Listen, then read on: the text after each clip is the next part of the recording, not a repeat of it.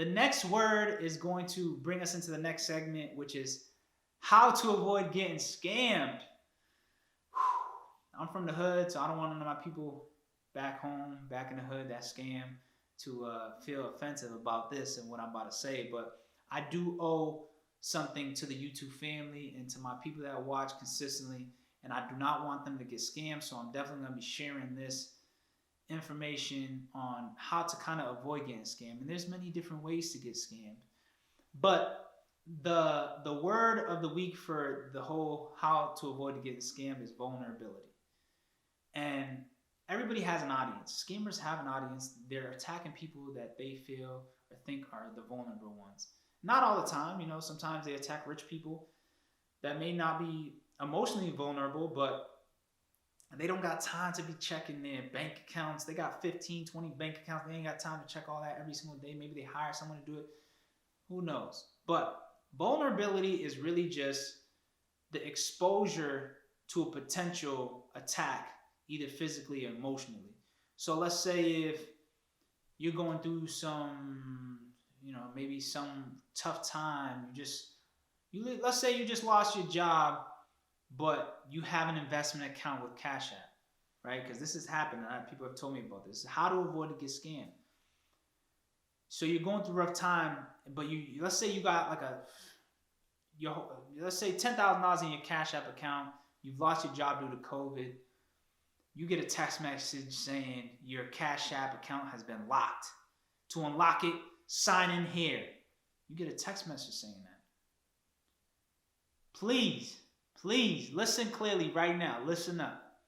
If you get a text message saying that something is locked, do not respond to that. Hit the company up directly and ask them, yo, is this you or not?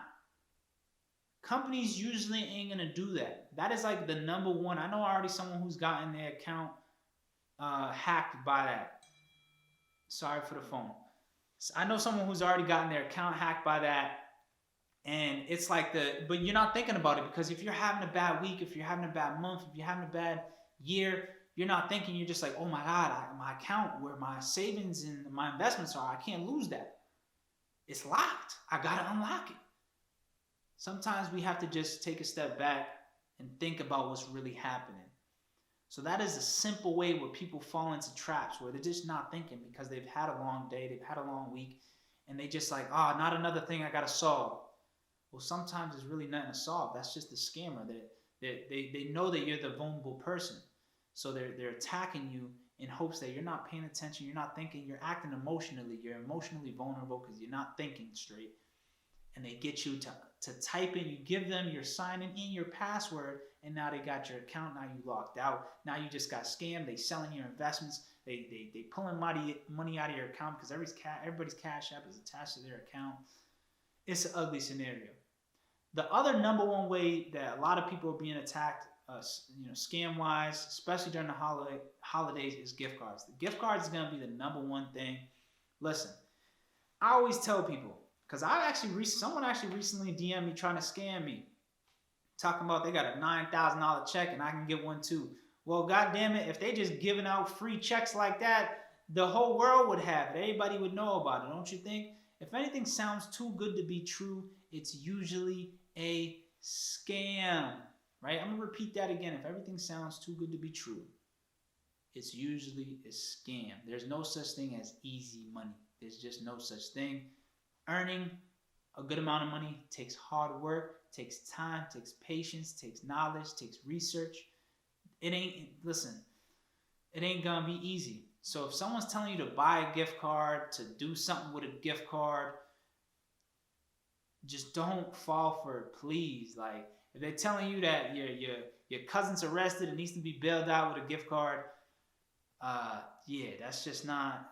Always double check, right? Because you just never know. Like, if I came to you and say, hey man, I got this suitcase with $1 million in it, but you got to give me $5,000 first, are you gonna ask me to look into the suitcase first? Or are you just gonna give me your $5,000 and trade it for my $1 million that I'm saying is in the suitcase, but you've never seen it yet? You haven't got to see that yet. I'm telling you that if you give me your $5,000, you're gonna get the suitcase with $1 million. You wouldn't do that. You wouldn't do that without seeing that $1 million. And even if you seen that $1 million, you'd have to verify that the bills are real.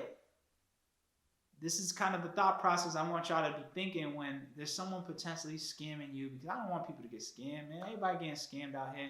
And shout out to the people that are scamming, the ones that are getting away with it, man.